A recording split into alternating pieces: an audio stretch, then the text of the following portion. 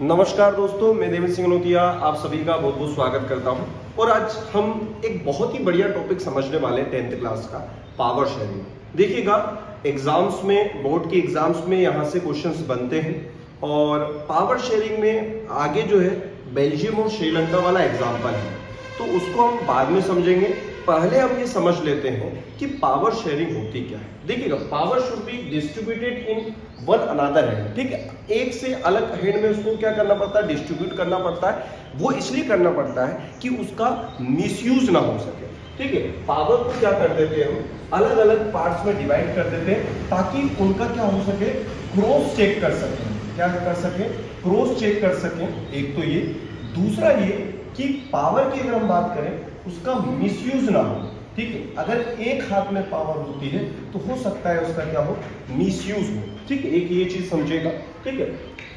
अब देखिए क्या है चैप्टर, आपका चैप्टर में क्या लिखा है, the idea of power sharing has emerged in the oppositions to the notions of undivided political power. For long time, it was believed that all the powers of the government must reside in one person or group of persons located at the one's place. It was felt that if the power, देखिएगा यहाँ पे चीज समझिएगा, ठीक है। If the power to be decide is depressed, it would not be possible to take quick decisions to enforce them.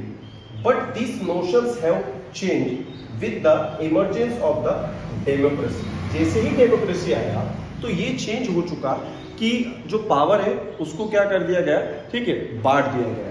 अब आगे की चीज समझिएगा। One basic principle of the democracy is that peoples are the source of the all political powers, ठीक है। Democracy की अगर बात करें तो उसके अंदर मेन जो चीज है, मेन जो है वो कौन है, लोग हैं, ठीक है। हमने देखा था डेमोक्रेटिक कंट्रीज जितनी भी है वहां पर जो लीडर्स होते हैं वो इलेक्टेड होते हैं, ठीक है। आगे की चीज समझेगा। अब हमने क्या किया, यहां से इंपॉर्टेंट चीज है कि हमने क्या किया, पावर्स को हम डिवाइड कर देते हैं। हम अगर इंडिया की बात करें, ठीक है, तो इंडिया में क्या, powers is shared among the different organs of the government, ठीक है। पावर्स को क्या किया, डिफरेंट ऑर्गन्स में हमने बांट दिया। जैसे कि ऑर्गन्स की अगर बात करें तो लेजिस्लेचर, ठीक है, जो क्या बनाता है आपका लेजिस्लेचर, लॉ मेकिंग बॉडी, ठीक है। फिर है एग्जीक्यूटिव, फिर है आपका जुडिशरी। अब ये जो डिस्ट्रीब्यूशन है ये क्या है, हॉरिजॉन्टल डिस्ट्रीब्यूशन है। किस प्रकार का डिस्ट्रीब्यूशन है, इसको हॉरिजॉन्टल बोला जाता है। और इसमें क्या होता है, ये एक दूसरे को क्या करते हैं, क्रॉस चेक करते हैं, ठीक है। चलिए, यही हमारा इसको बोला जाता है ऑर्गन्स ऑफ द गवर्नमेंट। तो ऑर्गन्स क्या क्या हो गए, legislature, executive and judiciary. Legislature क्या होते हैं, लॉ मेकिंग बॉडी होती है जिसके अंदर आपका लोकसभा, राज्यसभा और प्रेसिडेंट आते हैं। एग्जीक्यूटिव क्या होता है, जो भी लॉ बनाया गया है लेजिस्लेचर के द्वारा उसको एग्जीक्यूट किया जाता है। और जुडिशरी क्या ध्यान रखता है कि ये कॉन्स्टिट्यूशंस को कुछ कॉन्स्टिट्यूशंस को वॉलेट तो नहीं कर रहे हैं, जो भी रूल्स बनाए गए हैं, ठीक है। और इसी को बोल दिया जाता है horizontal distribution. Let us call this horizontal distribution. इसको क्या बोल दिया गया, horizontal distribution of the power. It allows, देखो इसको क्यों बोला गया, it allow different organs of the government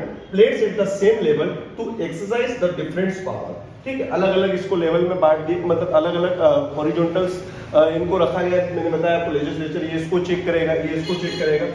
Such a separation ensure that none of organs can exercise unlimited power, ठीक है। ये ध्यान रखेंगे कि कोई एक ऑर्गन्स ज्यादा पावर का इस्तेमाल या मिसयूज कर रहा है, मिसयूज तो नहीं कर रहा है, ठीक है। कैसे करेंगे मैंने आपको पहले ही बताया, ठीक है। हॉरिजॉन्टल मतलब ये कि ये अगर कानून बना देता है या फिर अगर हम बताएं कि ये लॉ मेकिंग बॉडी, इसने कोई लॉ बना दिया, कानून बना दिया, तो इसको एग्जीक्यूट कौन करेगा, ये करेगा, ठीक है। अब एग्जीक्यूशन के बाद भी ये चेक कर दिया जाएगा कि ये कोई गलत तो नहीं कर रहा है या फिर ये कॉन्स्टिट्यूशंस को वोलाइट तो नहीं कर रहा है, तो ये कौन चेक करेगा, जुडिशरी चेक करेगा। तो ये सारा क्या होगा, हॉरिजॉन्टल डिस्ट्रीब्यूशन है।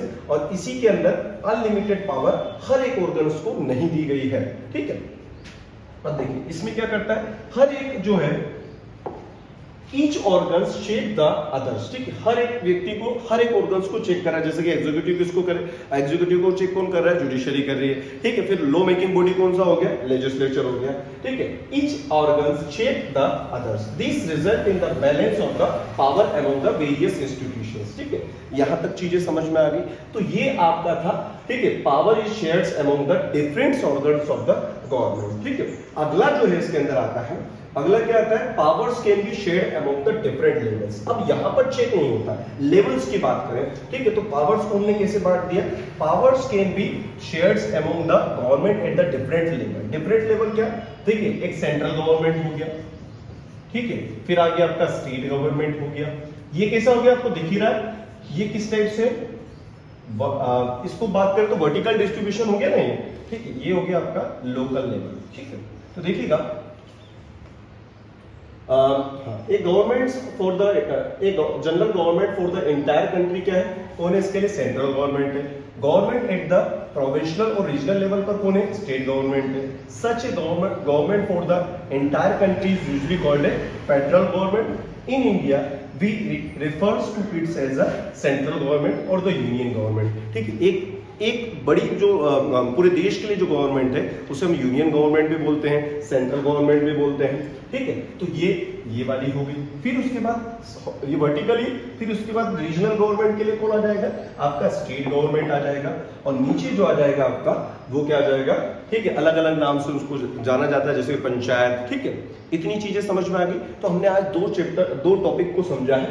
एक क्या समझा है, एक ही समझा है हमने कि जो पावर्स है उसको शेयर किया गया है among the organs of the government, और एक और है लेवल ऑफ द गवर्नमेंट। एक हॉरिजॉन्टल डिस्ट्रीब्यूशन से, एक वर्टिकल डिस्ट्रीब्यूशन से। इसमें ये पावर शेयरिंग क्यों की जाती है, पावर शेयरिंग इसलिए की जाती है कि पावर का जो है मिसयूज ना किया जाए, ठीक है। एक ऑर्गन दूसरे ऑर्गन को चेक करता रहे ताकि उसका मिसयूज ना हो, ठीक है। उम्मीद करता हूं इतनी चीजें समझ में आई होगी। अगला जो चैप्टर रहेगा वो कल रहने वाला है। धन्यवाद।